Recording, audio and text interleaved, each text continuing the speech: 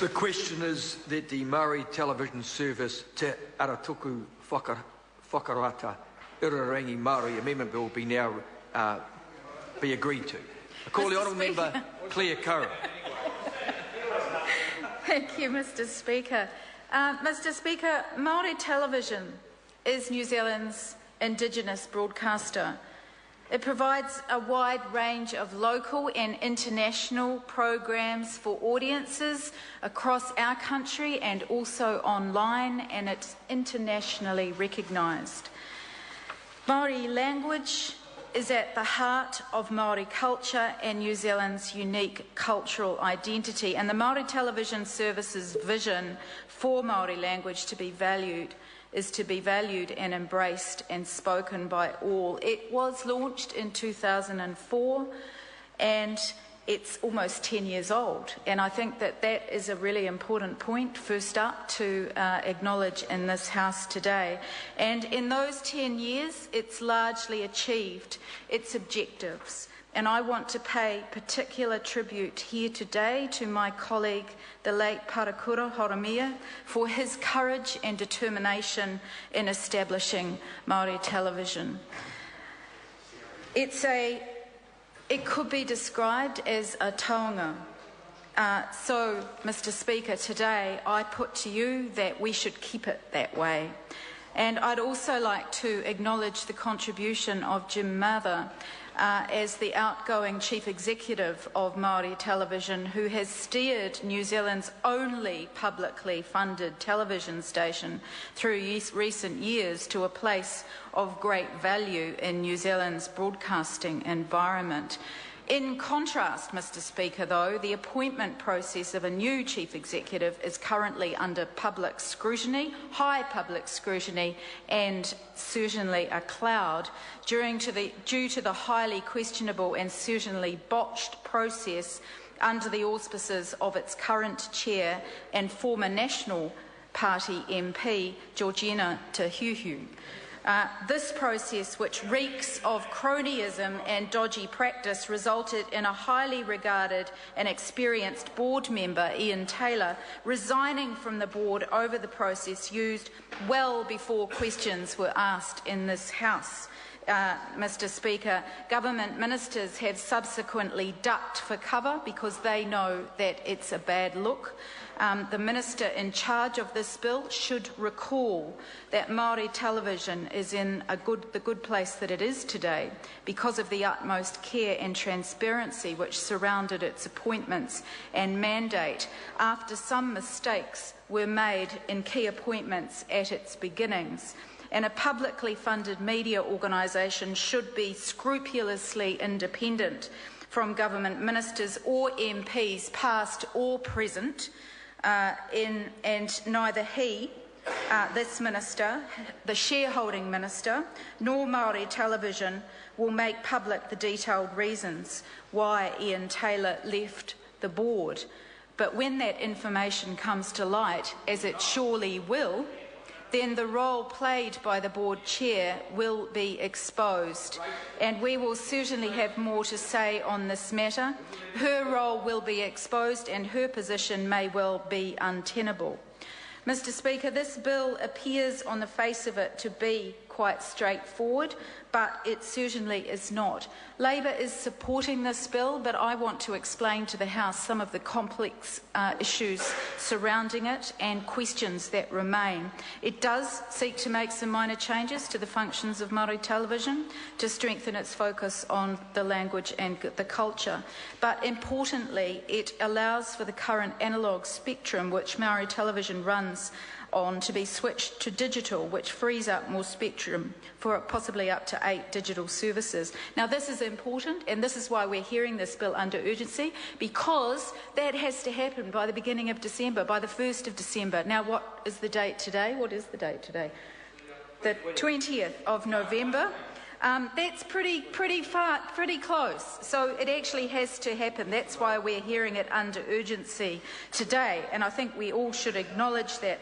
This bill also requires the Crown to transfer the management rights to Te Pūtahi Pāho over that spectrum for the establishment of a digital terrestrial television network over a 20-year period. And certainly, as the Minister has acknowledged, there certainly was concern raised in the Select Committee about the membership and governance of Te Pūtahi Pāho. And without those questions being asked, I put to you, Mr Speaker, that situation would never have come to light. And there would have been potentially mismanagement and by an organisation which has been revealed to contain organisations within it that don't even exist anymore.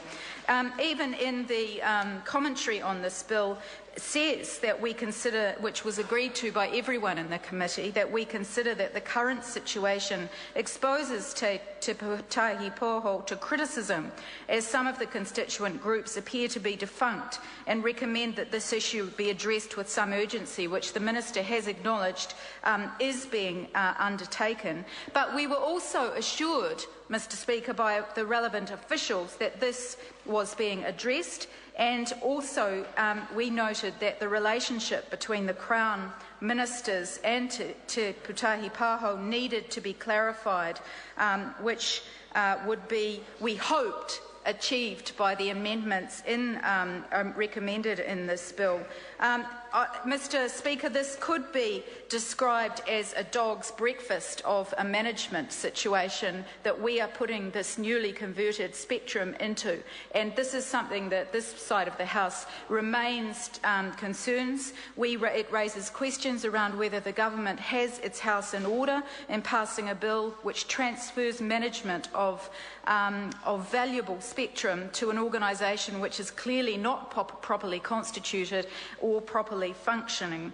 And in the committee stages of this bill, I'd like the Minister to answer more questions on that matter and what is intended to be done about it, because it also raises questions about what the spectrum may be used for down the track and who will ultimately make decisions on its use. And I do have 3 questions that I'd like to put into the record today around that, and that is that will any revenue from the sale or lease, potential sale or lease of surplus frequency be returned to Maori television? If that was to occur, will any surplus, i.e. that not required by Maori television, have to be offered back to the Crown first or to Kordia? And if so, how would its value be determined? And why, and this is an important one, Mr Speaker, why does Maori television itself not control the full frequency? Why does it not have the control over that frequency, which was to set up this organisation, which is